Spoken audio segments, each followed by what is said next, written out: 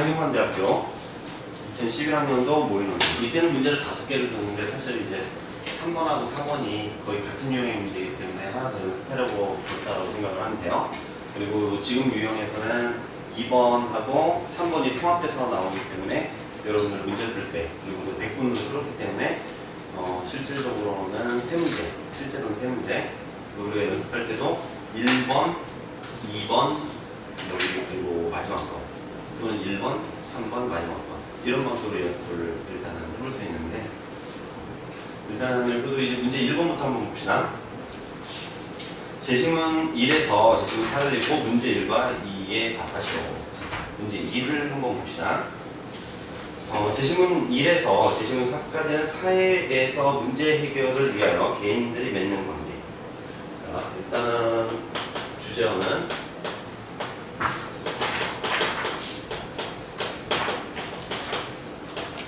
사회의 문제 해결에서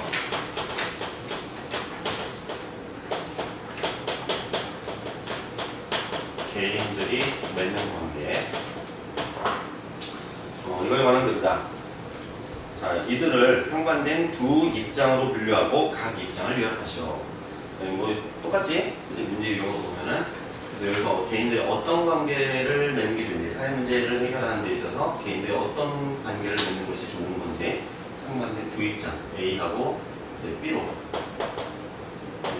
나가다. 그럼 이제 답안도 이렇게 A 입장 그리고 B 입장 이렇게 이제 줄로 나눠주시면 되겠지? A, B 그리고 각 입장들로 뭐해라? 개념화하라. 자, 이렇게 하면 되고 그냥 질문 읽어보자. 지식문 1 오늘날 협력이란 미덕이 과거 복종이 점유했던 자리를 차지하게 된 데에는 민주주의 영향이 크다. 옛날의 교사들은 흔히 아이가 불복종한다고 말했지만 요즘 교사들은 아이가 비협조적이라고 말한다. 결국엔 같은 얘기다. 아이는 선생님이 바라는 것을 하지 못한다. 옛날의 교사는 권위적 정부처럼 행동하는 것이고 요즘의 교사는 국민의 대표, 즉 아이를 제외한 모든 아이들의 대표처럼 행동하는 것이다. 민주주의적으로 행동할 뿐이라는 거지. 그래서 이 사람은 지금 여기서 하는 얘기가 뭐예요? 협력이라고 하는 말이 뭐하고 같다? 복종이라고 하는 말로 복종이라는 말을 협력이라는 말에 대체했을 뿐이다. 지금 이제 그렇게 얘기하고 있지. 자, 그리고 다수결이 지배하는 민주주의 시대에는 고분고분함, 무비판적인 수용, 패거리 본능, 인습 등이 존중되고 그리하여 필연적으로 독창성과 주도력, 비범한 사고는 저지당한다. 자, 이거 왜 그래요? 국민의 대표적 아이를 제외한 모든 아이들의 대표처럼 생각하는 것이다 해서 거기까지 얘기가 지금 민주주의 시대에 협력이라는 말을 사용하지만 그것은 권위주의 시대에 복종이라는 말을 사용했던 것과 같다. 이렇게 해놓고 그래서 민주주의니까 이제 어떻게 해요? 다수결을 하겠지. 그래서 다수결이 지배하는 민주주의 시대에는 고분고분한, 무비판적 수용, 패거리 본능, 인습 등이 존중된다. 그러니까 민주주의에서 어떻게 이제 다수결 결정에 따라야 된다라고 하는 그런 교육을 받기 때문에 그리고 그것을 이제 원칙으로 받아들이고 있지.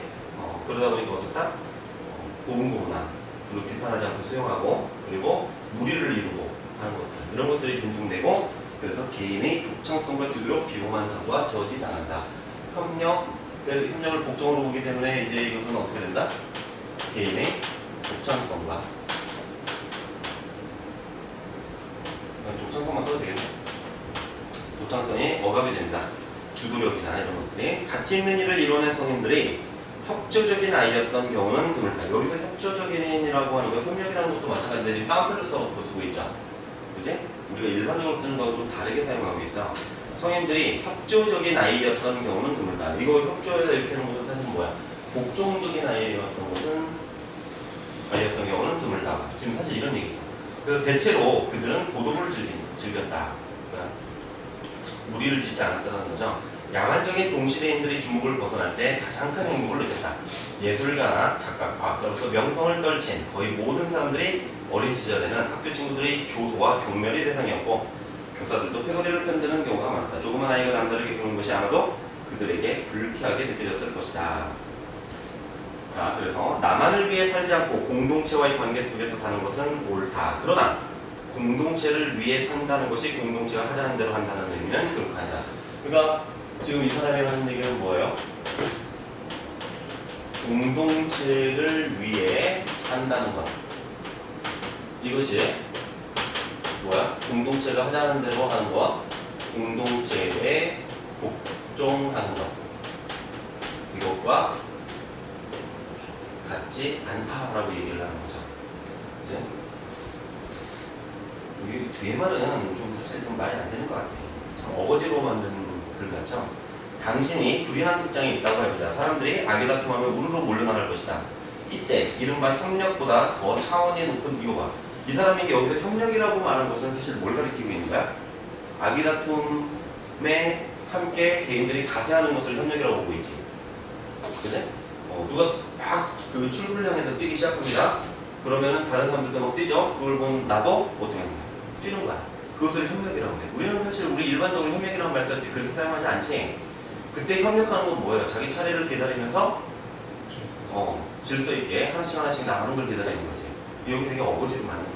그럼에도 불구하고 어쨌든 이 제시문이 말하려고 하는 것은 협력, 그러니까 요 협력이라는 말을 이해를 하려면 일단은 협력은 무리의 본능에 복종하는 거, 무리 본능에 따르는 거, 무리 짓는 거, 그렇게 봐야 돼. 지금 우리가 일상적으로 갖고 있는 협력의 의미하고는 전혀 다른 의미로 사용하고 있다는 거예요.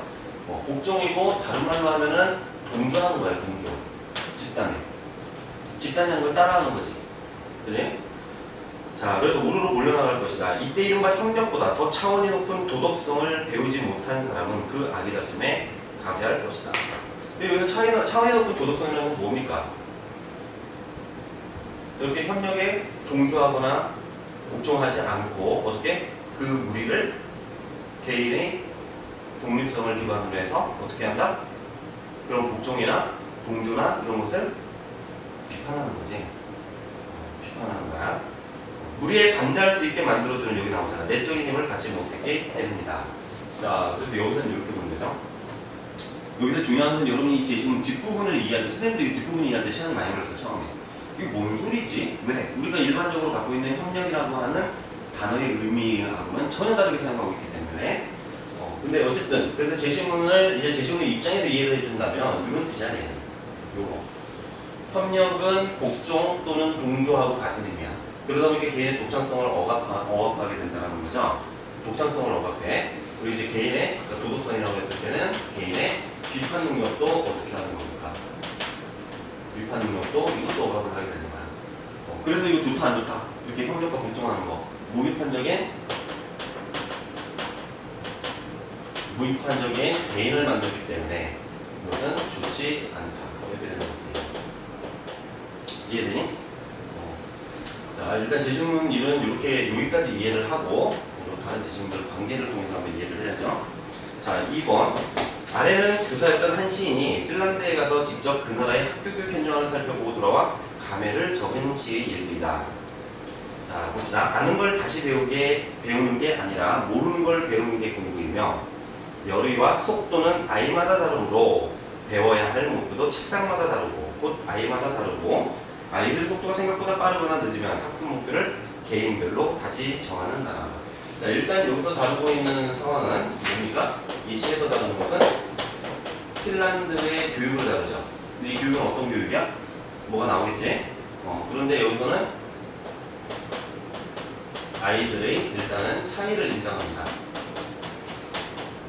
목표도 다르고 능력도 다르고 배우는 속도도 다르고 그래서 다시 정하는 나라. 변성기가 오기 전까지는 시험도 없고 잘했어, 아주 잘했어, 아주 잘했어 이 세 가지 평가밖에 없는 나라. 시험도 없다라는 건 뭐겠어요? 평가도 뭐 잘했다 못했다 이런 평가가 아니라 그냥 잘했어 라고 하는 것만 가지고 평가를 해준다고 그랬어요? 뭐가 뭔가요? 사실은 성적이지. 성적이 없어요. 그러면 이것은 뭐가 없다는 거야? 경쟁이 없는 거야. 경쟁을 하지 않는 거죠. 친구는 내가 싸워 이겨야 할 사람이 아니라 이게 여기 바로 나오죠. 경쟁이 아니라는 게. 그지? 서로 협력해서 과제를 함께 해결해야 할 멘토. 자, 친구는 나의 멘토에. 그래서 여기서는 지금 뭐 얘기합니까? 친구와 협력하는 공부를 하지. 협력식 공부를 합니다. 친구와 협력하는 공부, 협력해서 하는 공부, 서로 협력해서 과제를 함께 해결해야 할 멘토이고, 경쟁은 내가 어제 나하고 하는 거라고 믿는다. 경쟁은 누구? 자기 자신과 하는 겁니다. 나라에서는 뒤처지는 아이가 생기지 않게 하는 거, 그치? 아이들이 차이를 인정해갖고 얘네들을 가르쳐주는 교육이 해야 할 가장 큰 일이라고 믿으며, 공부하는 시간은 우리 절반도 안 되는데 세계에서 가장 공부 잘하는 학생들. 자, 여기서 봐봐. 세계에서, 근데 이렇게 했더니 어떻다? 세계에서 공부를 가장 잘해요. 이거 뭘 말하는 거야? 협력식 공부를 하는 것이 훨씬 더 효과적이다. 다른 말로 효율적이다. 이런 말을 하는 거죠. 자, 세계에서 가장 공부 잘하는 학생들을 보면 그는 입꼬리 한쪽이 위로 올라가곤 했다. 자, 그래서 핀란드 교육은 어떤 교육입니까? 협력식 교육을 합니다. 이 협력식 교육을 통해서 어떻게 아이들의 차이를 인정하고 존중해주는 그런 교육을 하고 친구와 협력하는 공부를 계속 가르칩니다. 핀란드 교육은. 그랬더니 어떻게 되더라? 그러한 교육의 효과도 가장 좋더라라고 하는 거죠. 여러분들 이거 답 쓸 때 핀란드 교육이라는 말을 빼고 쓰지 말고 핀란드 교육이라는 것을 꼭 얘기를 해라. 왜? 여기서 다루고 있는 중심 소재는 뭐야? 핀란드 교육공책입니다. 그래? 너희들 아까 첨삭할 때 선생님이 말했던 거 있죠? 그거랑 비슷한 거야. 너무 추상화 시키지 마. 여기서부터 원래는 요약할 때는 사례는 제거하거든. 근데 그게 아니라 어떤 한 사례를 가지고서 다른 모든 것을 설명하고 있는 경우라면 어떤 원리를 설명하는 거나 그럴 때는 그 사례를 제거하면 안 돼요. 그 사례 자체가 거기서 중심 소재란 말이야. 자, 그 다음에 제시문 3번 봅시다. 제시문 3번도 별로 어렵지 않죠? 이것도 간략합니다. 간단합니다. 경쟁은 이기적이고 자기 본의적이라는 비난이 있다. 경쟁의 목적이 무엇이든 부, 권력, 명성, 혁신을 불문하고 모든 경쟁의 바탕에는 이기적인 동기가 존재한다. 자, 경쟁은 어떻다? 이기적이야. 이기적인 동기가 자리를 하고 있습니다. 이기적인 동기가.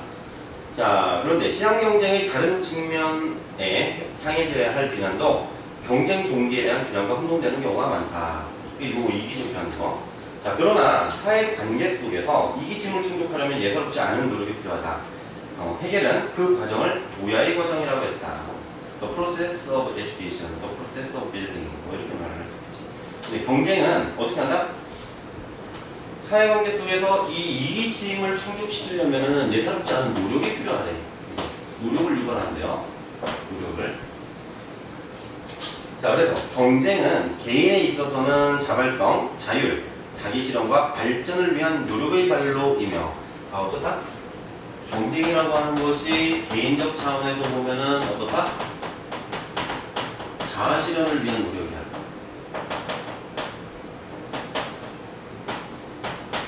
자기 발전.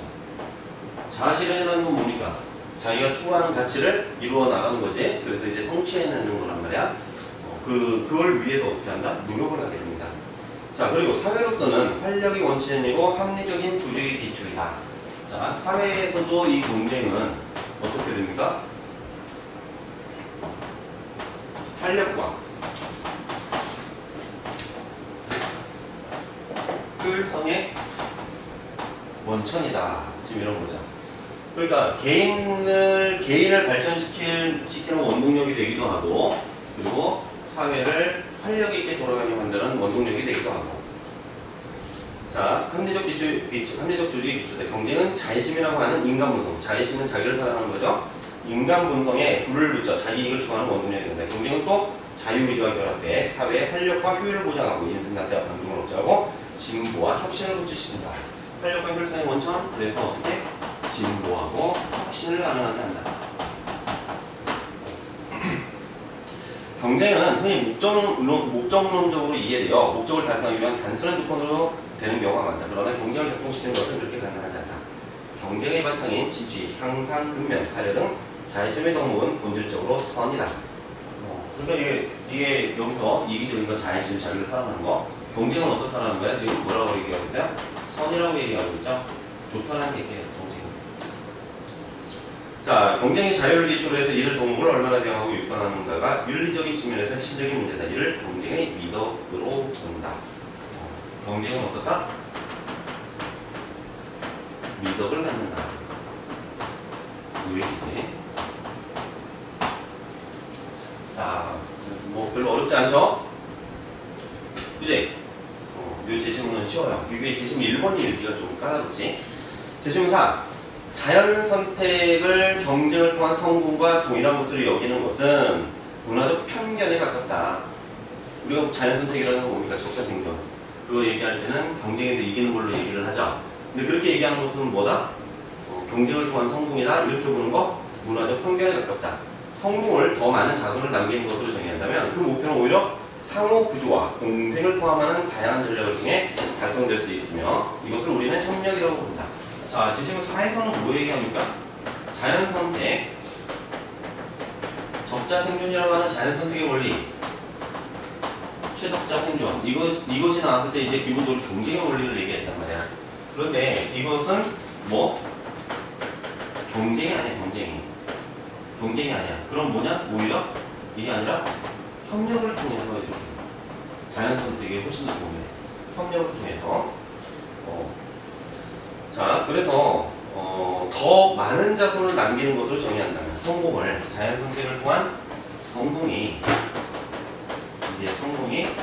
더 많은 자손을 남기는 거. 그렇죠. 우리가 자연 선택이라고 하는 것은 뭡니까? 내 자손들을 더 많이 번식시키는 거지. 그지? 예를 들어서 유전자 수준에서 얘기하면은 내 유전자를 더 많이 퍼뜨리는 거란 말이야. 근데 그럴 때 어떻다? 경쟁에 기반을 두고 있는 것이 아니라 협력이다. 공생과 상호 구조에 더 기반을 두고 있다 이런 거죠. 자, 오히려 경쟁을 꺼린다. 자연 선택은 경쟁을 요구하는 게 아니라 오히려 경쟁을 꺼린다. 생존을 위해 일반적으로 각 개체들이 서로 대립하기보다는 협력하기를 요구하여 여기에 같은 종뿐만 아니라 서로 다른 종과의 협력도 포함된다. 이것이 진실이다. 그러니까 우리 종하고도 협력을 해야 될 뿐만 아니라 그리고 사실 저기잖아. 이타적이 아니라 이기적 유전자. 그 누구지? 리처드 도킨스도 하는 얘기가 유전자는 이기적이지만 어떠해야 되는 거야? 오히려 협력을 하는 그런 전략을 펼칠 때 유전자의 이기적 목적인 자기 번식, 생존이라고 하는 그러한 목적을 더 잘 달성할 수 있다. 이렇게 얘기하지. 그건 똑같은 거예요. 여기서도. 근데 자기하고 같은 종에서만 그런 게 아니라 자기 종내에서만 그런 게 아니라 다른 종하고도 어떻게 할 때? 협력을 할 때 훨씬 더 유리해진다는 거죠. 성공에 생존에 유리하고 번식에 유리해진다. 이것이 진실이다. 또한 자연 선택이 진화의 엔진이라면 대다수의 동물들이 서로 협력하고 있다는 사실을 깨닫는 것은 어렵지 않다. 우리 인간 또한 그렇다. 투쟁도 가끔 발생하긴 하지만 늘 그런 것은 아니다. 투쟁은 오히려 자연 선택을 반대로 작용하게끔 할 가능성도 있다. 다양한 재생산에 유리한 것은 대부분 평화적인 과정이며 여기서 투쟁은 실로 부적절하다. 투쟁이 지금 경쟁하는 거죠. 투쟁이. 다양한 재생산에 유리한 것은 재생산이라는 게 뭐겠어요? 자식 낳는 거. 알겠지? 그게 그 자손 퍼뜨리는 것이 재생산입니다. 평화적인 과정에서는 생태 환경을 자연의 균형에 맞게 적절하게 사용하며 이용할 수 있는 식량을 효율적으로 분배하고 미성숙한 개체들을 보호하며 재생산을 방해하는 집단 내부의 불화, 투쟁을 억제하고 또한 경쟁의 대상이 아니거나 다른 이들이 별로 사용하지 않는 환경을 사용 가능하도록 개발하는 것들이 포함된다. 그래서 여기서는 오히려 생태 다른 종들과의 관계에서 협력 관계가 이룰 때 더 좋다는 얘기를 하고 있습니다. 자, 일단 여기서부터 지시문을 나누면 어떻게 볼 수 있어요? 1. 얘는 뭐에 가까워? 일단은 얘네들 보는 것은 2하고 4는 분명하게 지금 협력 얘기하고 있지. 2하고 4는 그냥 아주 분명하게 협력을 얘기하고 있습니다. 얘네들은. 그래? 그래? 그래서 제시문 2하고 4 이렇게 하면 되겠죠. 2하고 4 얘네들은 뭐다? 협력을 근데 A는 여기다 1 집어넣으면 얘는 이게 경쟁인지 아닌지는 사실 좀 불분명해. 그제?